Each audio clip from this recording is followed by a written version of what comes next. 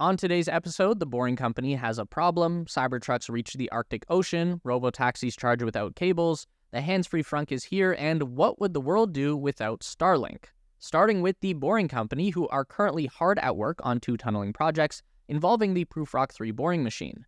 One appears to be going very well, and the other, not so much. Tunnel number 1 is a brand new development in Las Vegas. The company released this photo and video of Prufrock 3 breaking through the latest segment of the Vegas loop.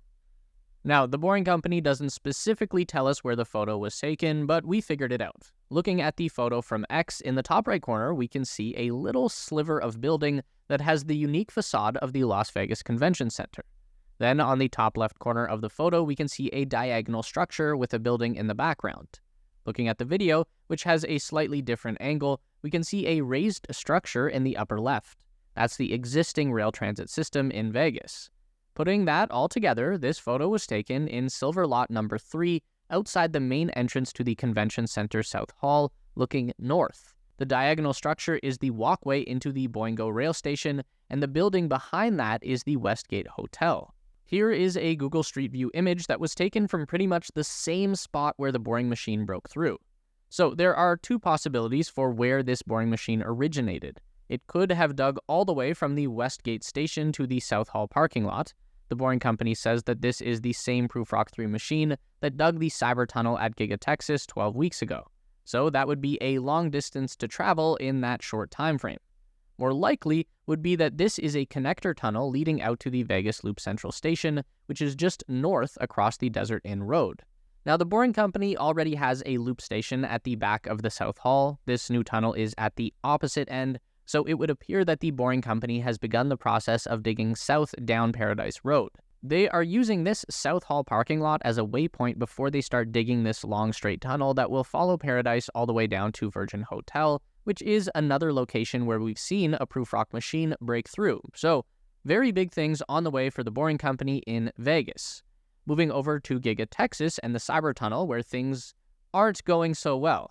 Drone pilot Joe Tetmeyer has been observing progress on the Boring Company's tunnel connection from the general assembly area of the vehicle factory over to the staging lot on the opposite side of the Pickle Parkway, where Cybertruck and Model Y are prepped for shipping and delivery. The Boring Company published a video of Prufrock 3 breaking through inside the new southern expansion of Giga Texas in early June, and said at the time that the tunnel would be operational in July. It's September now, and we have yet to see any vehicle traffic through the Cybertunnel, so what's up with that? Well, when the boring machine digs a tunnel, it's going to be round in shape. So in order to create a roadway for cars to drive on, they need to install flat slabs of concrete about 1/3 of the way up the tunnel wall that span from left to right. Joe has been noticing recently that all of the flat slabs of concrete that had been sent down into the tunnel to build the road surface have been coming back up, and many of them are in pretty rough shape. The reinforced concrete material seems to have cracked and broken, with many of the slabs being totally snapped in half. Again, credit to Joe Tetmeyer for figuring this all out, but it looks like the Boring Company has been experimenting with a new type of concrete material that uses fiber reinforcement. So instead of inserting a mesh of steel rods, aka rebar, the concrete is impregnated with a whole ton of small metal threads that are distributed through the mixture. In theory, this fiber reinforcement should be quicker and easier to form into blocks because you delete the step of replacing the rebar. But in practice here, it looks like that just didn't work out. From the images shown by Joe, you can't really see any of the fibers in the broken ends of the slabs. That could just be a camera resolution thing, or it could be that the mixture in this case just wasn't done properly. Either way, it looks like the Boring Company is working on recasting all of the concrete slabs for the tunnel roadway, and they've got a large amount of rebar on site. So for now, at least, they are going back to the old way until we can figure out what went wrong with the fiber casting. So that means progress is back on at the Cybertunnel, and we should see that operational before too long. Imagine browsing the web, streaming your favorite shows, or even shopping online without worrying about hackers or data breaches. Well, with CyberGhost VPN, that peace of mind is just a click away. This VPN service encrypts your data, hides your IP address, and gives you military-grade security, all while maintaining blazing fast speeds. They have a strict no-logs policy, so no one will know about your online activity, not even CyberGhost themselves. CyberGhost VPN lets you unlock over 40 streaming services, including Netflix, Hulu, Amazon Prime, and Disney+, even if they are blocked in your region. Plus, with one subscription, you can protect up to 7 devices simultaneously, making it perfect for families. With over 38 million satisfied users and a stellar rating on Trustpilot, CyberGhost VPN is a service you can trust. And right now, they are offering an incredible deal just for the Tesla Space community.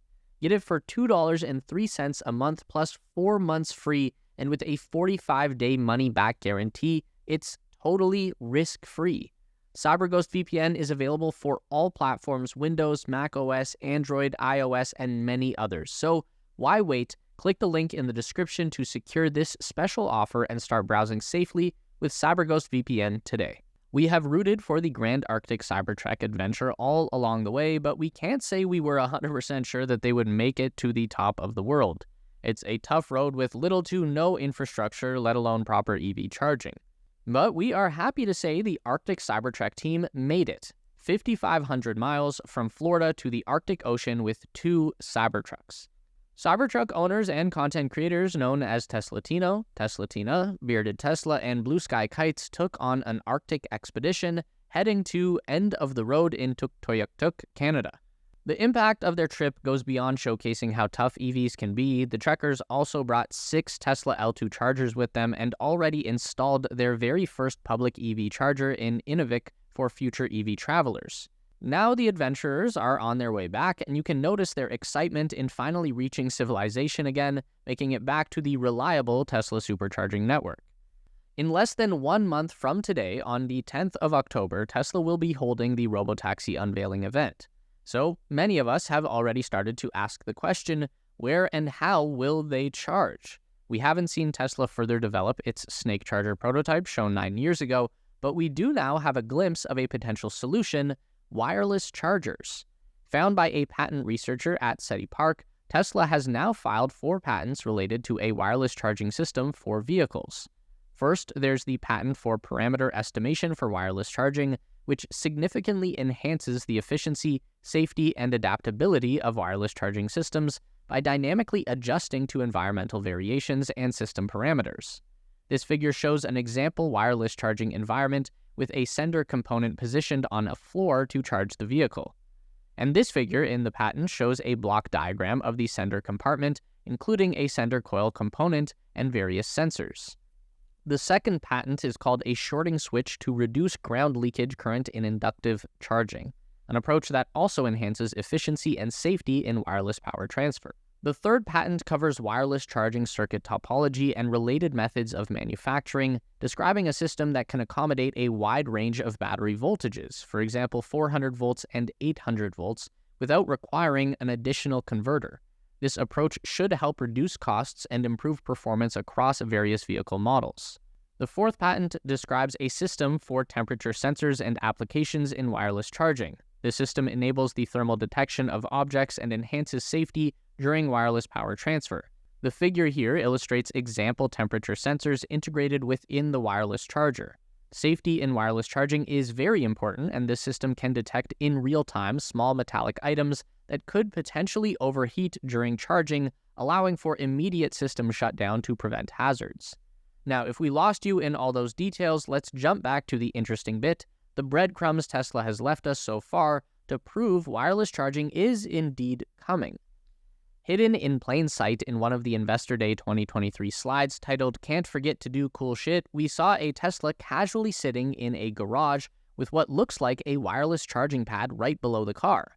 Nothing gets hidden from the keen eyes of Tesla owners, one of whom found that inductive charger connectors on the battery pack are shown in the Cybertruck service manual. In the summer of 2023, Tesla made one of its rare acquisitions, somewhat similar to Maxwell Technologies' acquisition in 2019, as it acquired the German wireless charging product startup Wiferion. Wiferion had signed a global license agreement with wireless EV charging player Witricity, and they've even launched a pilot program in the US in late 2021. Now, Tesla then sold the Wiferion company off again in October, but they did keep the engineers, and we think these people were acqui-hired to work on the wireless charging project for Tesla. Even Tesla's design chief, Franz von Holzhausen, said in one of the Jay Leno Cybertruck review videos, "Oh, we are working on inductive charging, so don't even need to plug something in at that point. Just pull into your garage, drive over the pad, and you are charging." All this leads us to a reasonable guess that we might already see some wireless charging announced at the Robotaxi event.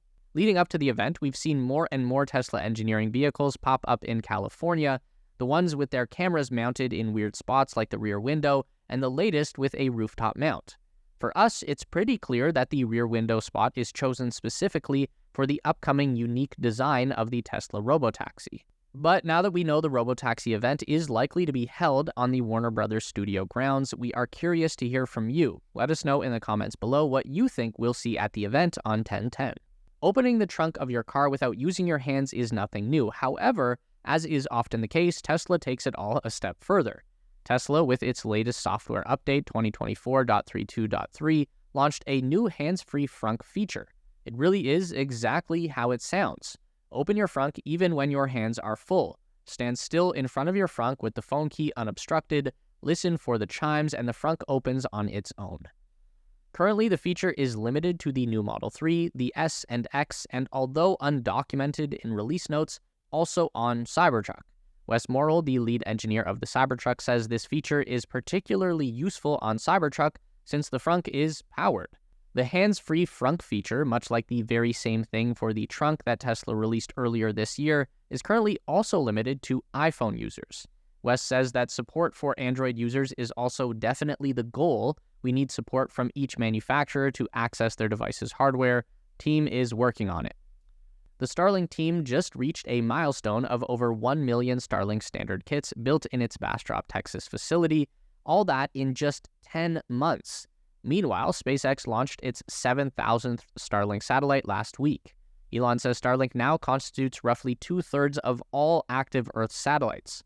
Just a few weeks ago, the FCC granted SpaceX permission to start upgrading its first-generation Starlink constellation with second-gen satellites. The Starlink service is now available in 105 regions worldwide, with many new countries coming soon. Meanwhile, it has reached quite a lot of milestones in the countries it operates in. In the US, the company has over 1.4 million users, in Canada over 400,000 users, in Brazil over 250,000 users, becoming the top satellite internet provider, in Australia covering about 2.5% of all homes, also about 250,000 homes, in Mexico over 150,000 users, and in Alaska over 10% of households now use Starlink. It's not even the talk of the town anymore, said Chevak, Alaska resident Earl Atchak, who was one of the first to switch to Starlink from the state's largest internet provider, GCI, in November 2022. He continued to say, "There's just a few people that don't have them." Atchak said that Starlink, which charges users $90 a month after initial equipment fees, more than halved his internet bill for a service that's far quicker and more reliable. Starlink is also on contract to connect more than 1,000 aircraft all around the world, including commercial airlines. Starlink has now been provided on over 33,000 flights. Starlink has already also launched over 160 satellites for its Starlink cellular system, bound to launch service later this fall. Musk says the Starlink direct-to-mobile phone internet is exclusively with T-Mobile in the US for the first year, then other carriers thereafter. Musk might even make a little progress in the whole spaceship man bad narrative, as he said, after thinking it through, SpaceX Starlink will provide emergency services access for mobile phones for people in distress for free. This applies worldwide, subject to approval by country governments. Can't have a situation where someone dies because they forgot or were unable to pay for it. This would literally save lives. Don't forget to click on the description link to get the special discount CyberGhost VPN is granting to our channel users. This application will protect your data while you browse and give you full access to all blocked content on the internet for $2.03 a month only. Totally risk-free, so check it out, link in the description.